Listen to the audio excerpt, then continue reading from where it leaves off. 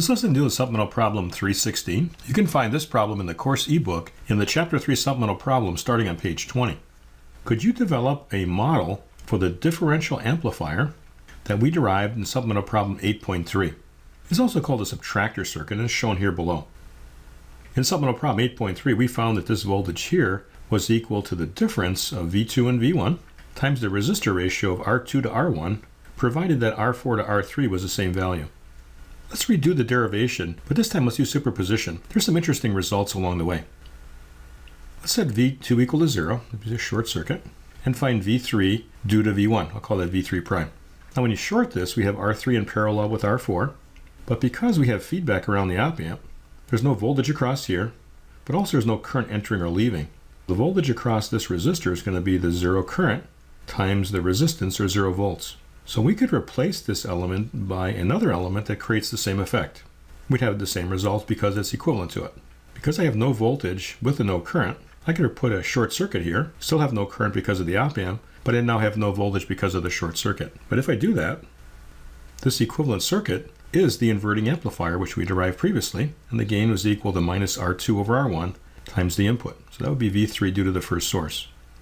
We were able to cut down all the work I was doing before in deriving this circuit by recognizing that this circuit really contained this inside of it. Next, let's set V1 equal to 0. That's where this was positioned. And then we'll find V3 due to V2. I'll call that V3 double prime. Let me redraw this circuit because right over here is a non-inverting amplifier drawn upside down. Let's just flip it over. Minus terminal to ground, I have R1. R2 from the output back to the minus terminal. R3 and R4 are connected to the plus terminal. Let me call this node voltage V sub S. I can clearly see that I have a non-inverting amplifier hooked up right here to this voltage divider. Let's replace this blob with its model from supplemental problem 314, which is just going to be an open circuit at this point. And then over here, a voltage controlled voltage source, which is 1 plus the resistor ratios R2 to R1. Now let's analyze the circuit. The voltage V3 double prime is the value of this voltage controlled voltage source. It's multiplying this voltage at the input of the non-inverting amplifier we call V sub S. But because this current is the same as this current, I could use a voltage divider. V sub S is R4 over R3 plus R4 times V2. Now I have V3 double prime in terms of V2. I can add the results together.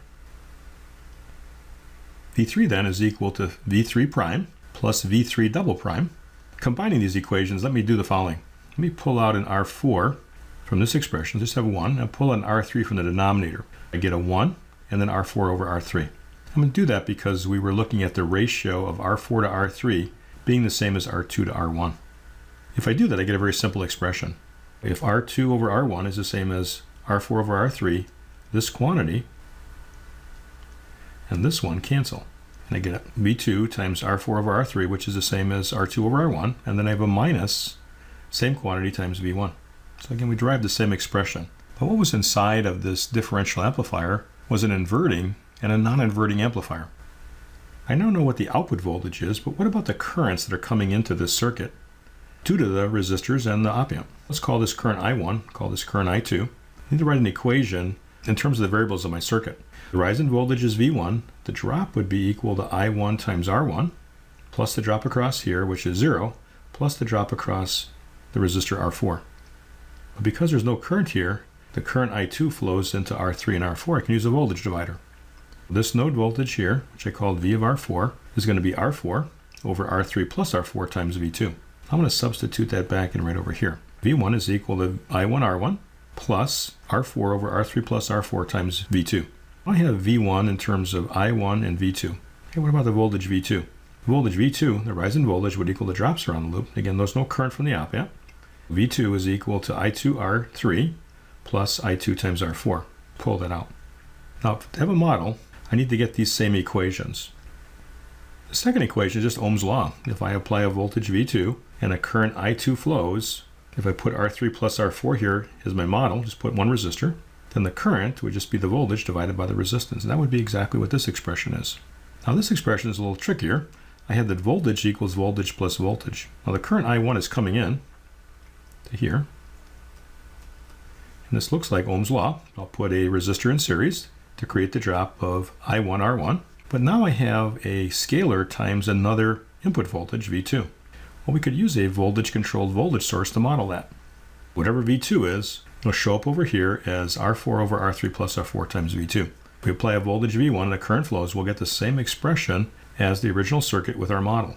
And then lastly, V3 is just equal to R2 over R1 times V2 minus V1, assuming that the ratio of R2 to R1 is the same as R4 over R3.